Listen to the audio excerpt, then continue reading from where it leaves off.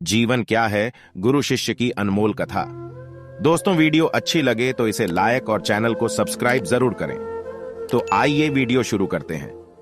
एक बार एक शिष्य ने विनम्रता पूर्वक अपने गुरुजी से पूछा, गुरुजी, कुछ लोग कहते हैं कि जीवन एक संघर्ष है, कुछ अन्य कहते हैं कि जीवन एक खेल है और कुछ जीवन को एक उत्सव की संज्ञा देते हैं। इनमें कौन सही है?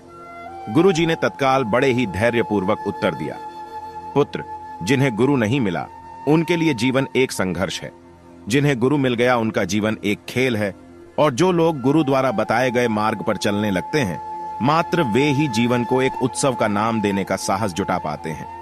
यह उत्तर सुनने के बाद भी शिष्य पूरी तरह से संतुष्ट न था। गुरुजी को इसका आभास हो गया। वे कहने लगे, लो, तुम्हें इसी संदर्भ में एक कहानी सुनाता हूं। ध्यान से सुनोगे तो स्वयं ही अपने प्रश्न का उत्तर पा सकोगे। एक बार की बात है कि किसी गुरुकुल में 3 शिष्यों ने अपना अध्ययन संपूर्ण करने पर अपने गुरुजी से यह बताने के लिए विनती की कि उन्हें गुरु दक्षिणा में उनसे क्या चाहिए। गुरुजी पहले तो मंद मंद मुस्कुराए और फिर बड़े स्नेहपूर्वक कहने लगे, मुझे तुमसे गुरु दक्षिणा में एक थैला भर के सूखी पत्तियां चाहिए, ला सकोगे? वे तीनों मन ही मन बहुत प्रसन्न हुए, क्योंकि उन्हें लगा कि वे बड़ी आसानी से अपने गुरुजी की इच्छा पूरी कर सकेंगे। सूखी पत्तियां तो जंगल में सर्वत्र बिखरी ही रहती हैं। वे उत्साहपूर्वक एक ही स्वर में बोले, जी गुरुजी, जैसी आपकी आज्ञा। अब वे तीनों शिष्य चलते चलते एक समीपस्थ जंगल में पहुंच चुके थे, लेकिन यह देखकर कि वहां पर तो सूखी पत्तियां केवल एक मुट्ठी भर ही थीं, उनके आश्चर्य का ठिकाना न रहा।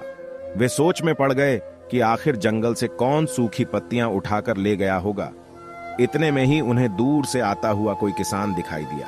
वे उसके पास पहुंचकर उससे विनम्रता पूर्वक याचना करने लगे कि वह उन्हें केवल एक थैला भर सूखी पत्तियां दे दें। अब उस किसान ने उनसे क्षमा याचना करते हुए उन्हें यह बताया कि वह उनकी मदद नहीं कर सकता, क्योंकि उसने सूखी पत्तियों का ईंधन के रूप में पहले ही उपयोग कर लिया था। अब वे तीनों पास में ही बसे एक गांव की ओर इस आशा से बढ़ने लगे थे कि हो सकता है वहां उस गांव में उनकी कोई सहायता कर सके। वहां पहुंचकर उन्होंने जब एक व्यापारी को देखा तो बड़ी उम्मीद से उससे एक थैला भर सूखी पत्तियां देने के लिए प्रार्थना करने लगे, लेकिन उन्हें फिर से एक बार निराशा ही हाथ आई, क्योंकि उस व्यापारी ने तो पहले ही कुछ पैसे कमाने के लिए सूखी पत्तियों के दोने बनाकर बेच दिए थे। लेकिन उस व्यापारी ने उदारता दिखाते हुए उन्हें एक बूढ़ी मां का पता बताया जो सूखी पत्तियां एकत्रित किया करती थीं। पर भाग्य ने यहां पर भी उनका साथ नहीं दिया, क्योंकि वह बूढ़ी मां तो उन पत्तियों को अलग अलग करके कई प्रकार की औषधियां बनाया करती थी।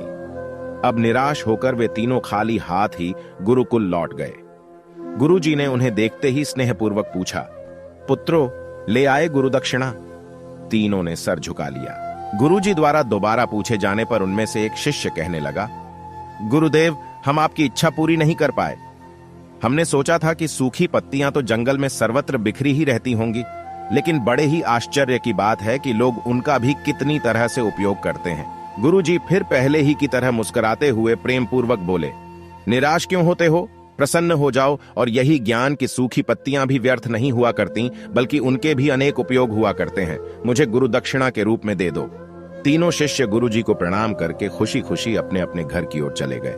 वह शिष्य जो गुरुजी की कहानी एकाग्रचित्त होकर सुन रहा था, अचानक बड़े उत्साह से बोला, गुरुजी, अब मुझे अच्छी तरह से झांत हो गया है कि आप क्या कहना चाहते हैं। आपका संकेत वस्तुतः इसी ओर है ना, कि जब सर्वत्र सुलभ सूखी पत्तियां भी निरर्थक या बेकार नहीं होती हैं, तो फिर हम कैसे किसी भी वस्तु या व्यक्ति को छोटा और महत्वहीन मानकर उसका तिरस्कार कर सकते हैं।